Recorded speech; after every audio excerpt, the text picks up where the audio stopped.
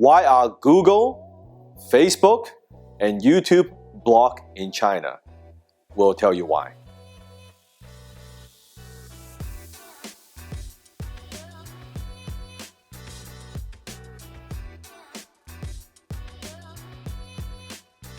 So Google, Facebook, YouTube, websites that we use every day. Do you know that you actually cannot access those sites in China? What?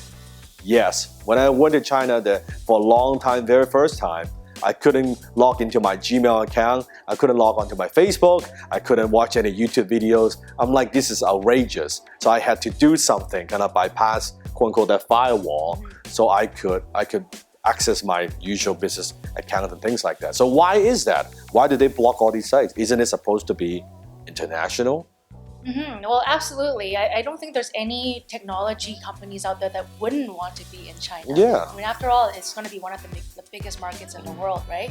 Now, the only issue is whenever you launch something like this in China, the government wants a piece of it. Now, what do they actually want? They want the information. They want the big data, so to speak, right? You got Google, Googling different things, right? You've got Facebook, people sharing very personal stuff, right? And then you've got YouTube, a variety of video that people are searching on. The Chinese government, they want to get all that information. They just want that intel, right? They want the intel, they want what they want to know what people are thinking, they want to know what they're doing. Exactly. Kind of almost monitoring and controlling. Yeah? Right. And it could be to, in one way to see it as, defending and protecting the government. They want to know if there's something being planned or something's going on, if there's a movement happening and building up. They want to know all those things, right? And with, Google, Facebook, and YouTube, these are all, Western companies. They're not used to, having to be censored. Yes. Right? They're not used to sharing all their trade secrets or sharing all this stuff to a government of a country, right? So when they decline that request, then the easiest thing and they tend to when they want to expand to certain countries, they just expand to those countries. They can't expect China, we're not letting you in. They just don't let it. What do you mean don't let me in? Anybody can search Google, anybody can go. The internet, highway, right? Anybody can go on this information highway. Yeah. But the government's like, no, we're going to stop that. No information gets in and gets out, right? And they don't joke around, when they tell you that you're going to be blocked, you're blocked. You're blocked. Almost instantly, within a day or two, all of a sudden, you don't get it. And isn't it true that recently WhatsApp also got blocked? Yeah, and I think Jenny can share a little bit more about that too. Yeah, I think I just saw the news last night. Yeah. Yeah, WhatsApp just got blocked. Just got blocked. Nope, no more WhatsApp. It's because WhatsApp doesn't want to share all the private data with of the user, right? Yes. Yeah. Well, WhatsApp takes pride into end-to-end encryption, so that means anything. As soon as you press enter, that information is encrypted, right, until it gets to the receiving end, right? Yeah. So that means even WhatsApp does not have, there's a certain level of protection that even WhatsApp doesn't have access to. But also I think in China we have our own equivalent of all these other platforms. So you have Google, right, which is Baidu, right? Yes. And then you have YouTube, which is Youku in China.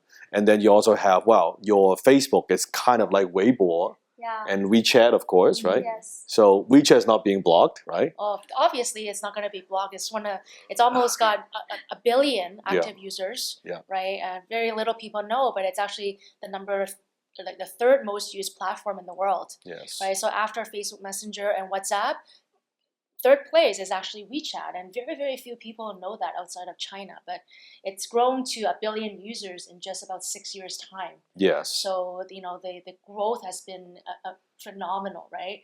And therefore, and because the app was created in China, they knew what they were going to come up against. They knew that at some point the government's going to want all that data. So they were prepared and they anticipated all this, and they have a relationship with the government, obviously. So they are sharing information with the Chinese government, but that also allows them to operate in China. Yeah, and also you can think about with WeChat, it's a platform that government kind of encourages the people to use, right? And it has many more features. So it's not just an app communication. It's like Facebook / Apple Pay and all these things. Now, if you don't know much about WeChat or WeChat marketing, how this platform works, you can click on the I button and just watch our other Decode China videos and learn a little bit more about WeChat. But I also want to talk about the Great Firewall of China. Like, what is it and how does that work? Is it that's basically what's blocking these platforms from going into China, right? Right. So if you're planning to visit China and you want to know what's blocked and what's not blocked, you Yeah. can go to Great Firewall of China, and that will show you all the technology that is non-accessible in China. So you can plan ahead of time. You can set up your vacation notice in your Gmail, right? Knowing that you won't be able to access Google there, Yeah. right? You know that you shouldn't be using WhatsApp anymore once you get to China at this point, right? Yeah. So you want to prepare yourself so that your phone has all the apps that you will have access to, and also let your friends and family know as well. Now, if for someone who are going to China, who are staying in China for a period of time, kind of like where I was, then if I do want to access my Google, my YouTube, is there a way that I could do that? Yeah, people actually use VPN. VPN? What is VPN?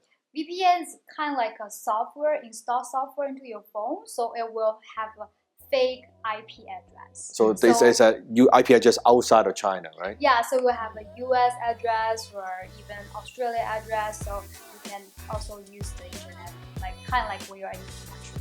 Yeah, so it's kind of like, I'm not a techie.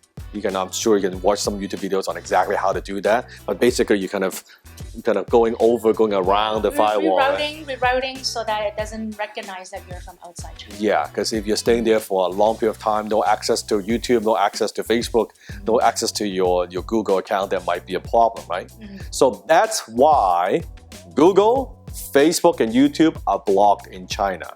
Now, if you have any questions, comment below, or maybe share with us your experience when you're in China. Because some people have never been to China, they say, no way, they are blocking this thing.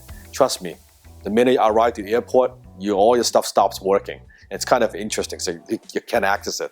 It drove me crazy at least, right? If you have any other questions or maybe any other topics that you want us to comment on or to make a video about, you can also comment below. Make sure you don't forget to subscribe. Click on the subscribe button. You get notified every time we upload a new video. And if you want to watch our other Decode China videos, check out the videos on the left. We upload new videos all the time. Check out those videos. I'll see you next time.